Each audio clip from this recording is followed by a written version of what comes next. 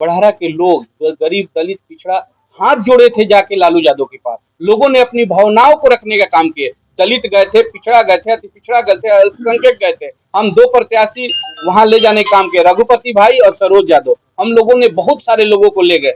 बड़हरा के लोग जाके कहें कि देखिएगा सर, माई बाप, हम लोगों को प्रतिष्ठा बचाइएगा, लेकिन लालू यादव पैसा के लिए बड़हरा के स्वाभिमान को बेच दिए। और मैं बड़हरा के लोगों से अपील करूंगा कि अपनी स्वाभिमान बचाने के लिए, अपने अस्मिता बचाने के लिए, अपने समाज की एकता को कायम रखने के लिए हम सभी लोगों को गोलबंद होने की जरूरत है। अगर हम हारेंगे तो यहाँ के समाज हारेगा और आपसे कभी यहाँ दलित पिछड़ा का बेटा कभी विधायक नहीं बनेगा। जो लालू यादव का मंशा है, इस चीज को समझने की जरूरत है और यहाँ ये दिखाने की जरूरत है कि दलित पिछड़ा, अति पिछड़ा, अल्पसंख्यक जब गोलबंद हो जाएगा, भले ही आप पटना से सिंबल बेच दीजिएगा, लेकिन बड़हरा की जनता को नहीं आप बेच सकते हैं, नहीं बेच पाइएगा। बड़हरा की जनता वो निर्णय लेगी तेजस्वी यादव। और मैं आपको बता देना चाहता हूं, आप में दम है तो आप आइएगा। आपको बड़हरा की जनता नहीं खदेड़ दी तो उस दिन भी मैं आपको बताऊंगा और दिखाऊंगा कि बड़हरा की जनता आपके साथ क्या करेगी।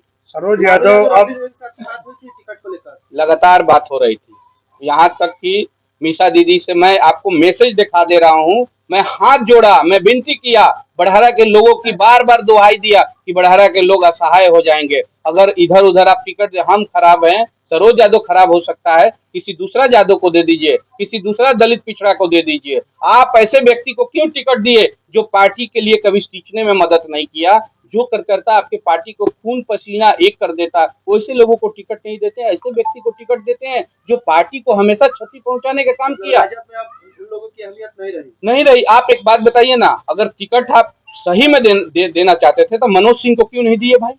मनोज सिंह को क्यों नहीं दिए? वो पार्टी का एक मजबूत सिपाही था। अगर मनोज सिंह को मिलता तो शायद सरोज यादव विरोध नहीं करता। आप विजेंद्र यादव को टिकट देते तो शायद सरोज यादव विरोध नहीं करता। आप रघुपति यादव को टिकट देते तो शायद सरोज यादव विरोध नहीं करता। आप राम सुभग बीन को टिकट देते या एक व्यक्ति और किशनी बीन को टिकट देते, एक राम शहर गांव के व्यक्ति चुनाव लड़ रहे हैं बिंद भाई, अगर उनको टिकट देते तो सरोज यादव अपनी जान लगा देता उनको जिताने के लिए। इसलिए ये मेरी लड़ाई नहीं है, बड़हरा की दलितों की लड़ाई है, बड़हरा के पिछड़ों की लड़ाई है, बड़हरा के अति पिछड़ा अल्पसंख्यकों की लड़ाई है। आज हमारे मुसलमान भाइयों के साथ ऐसे लोग क्या अत्याचार करेंगे। जब मैं विधायक था तो मैं एसपी को एक गांव में भेजा था कि जाइए कैंप करिए, नहीं तो मुसलमान यही गुंडी गांव में लोग घर उजाड़ने के लिए तैयार हो गए थे। लेकिन जब हम यहाँ निर्वाचित हुए तो लगा बड़हरा के लोगों को कि गरीब का बेटा यहाँ विधायक बना है, उनका अपना बेटा विधायक बना है। लेकिन लालू यादव ने सब नाश कर दिया, सब खत्म कर दिया, पुनः बड़हरा को गुलामी की जंजीर में जकड़ दिया। आप सरोज यादव निर्दलीय जाएंगे या फिर किसी और पार्टी से आएंगे चुनाव लड़ने?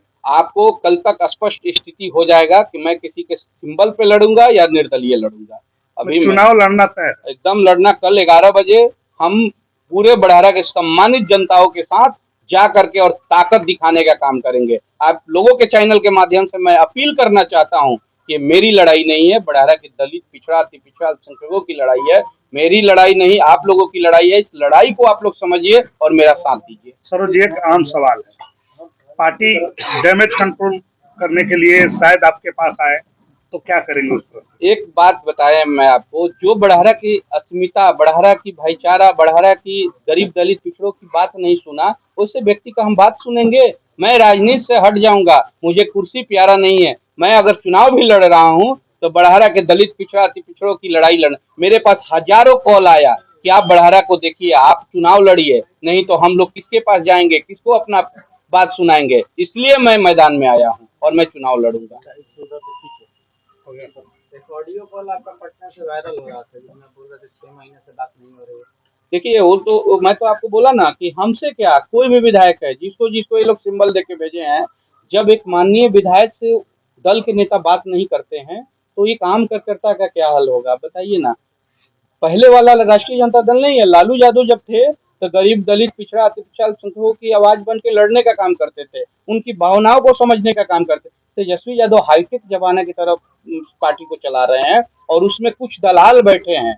देखिए, जिस तरह से आप लोग देखे होंगे पूरा बिहार में जिस तरह से टिकट का वितरण हुआ है, सिर्फ और सिर्फ पैसा पर वितरण हुआ है, असली कार्यकर्ता को नहीं टिकट मिला है। अगर असली कार्यकर्ता को मिलता तब वो सीएम बन सकते थे। और जो व्यक्ति चंद दिन में ये बात भूल गया कि हमने बोला है, मंच से मीडिया में भी छपा था कि पैसा और परिक्रमा नहीं चलेगा, और बहुत सारे ऐसे प्रत्याशियों को दिया गया जो पैसा देकर ही टिकट लिए।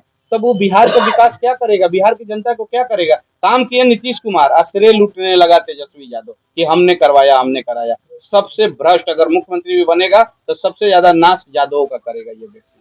सरोज जी, अगर तेज प्रताप आपको पार्टी में बुलाना चाहे नहीं, तो मेरे क्या? पास कॉल आया था, मैं स्पष्ट मना कर दिया कि नहीं, उस परिवार के लोगों की पार्टी से हम चुनाव नहीं, उस परिवार के लोगों में थोड़ा सा भी इंसानियत नहीं है। एक बात मैं आपको बता दूं, मैं लगातार, या बड़ारा के सम्मानित जनता लगातार 15 दिन से 200-200 300-300 की संख्या में लोग जा जा करके बाहर तिरपाल बिछा बिछा सोए हैं, मेरा या भाई रघुपति का आदमी। लेकिन वहां कोई पूछने वाला नहीं था, कोई जानने वाला नहीं। सिर्फ जादव बन जाने से आप जादव का हिमायती नहीं हो सकते हैं, दलितों का हिमायती नहीं, पिछड़ों का हिमायती नहीं हो सकते हैं।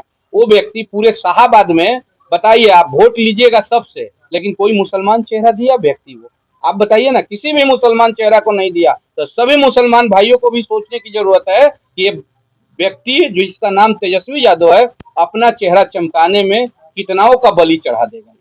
मैं इसलिए अपील करना चाहता हूं कि आप लोग सचेत हो जाइए, आप लोग समझिए कि आज बहुत सारे साथी कहेंगे कि इनको टिकट नहीं मिला। मैं आज भी कहता हूं कि बड़हरा के लोग की अगर लड़ाई नहीं होती, बड़हरा के लोगों को इस तरह से नहीं किया जाता, तो शायद मैं चुनाव नहीं लड़ता। बड़हरा के लोग असहाय हो गए हैं, और मैं अपने लोगों को छोड़ के और भागूंगा नहीं, रन छोड़ नहीं बनूंगा। मैं डटा रहूंगा, और डट के इनको बताने का काम करेंगे कि बड़हरा के दलित, पिछड़ा, अति पिछड़ा को क्या ताकत है, आप देखिएगा।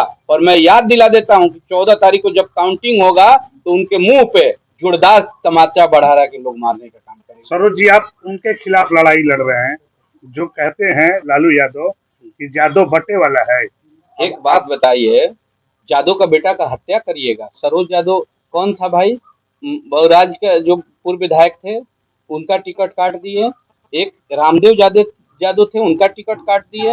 एक और यादव उधर थे, उनका टिकट। कौन सा यादव को आप छोड़े हैं भाई? जो यादव आपके यहाँ चपलूसी नहीं करे, जो यादव आपके यहाँ पैसा नहीं पहुंचाए।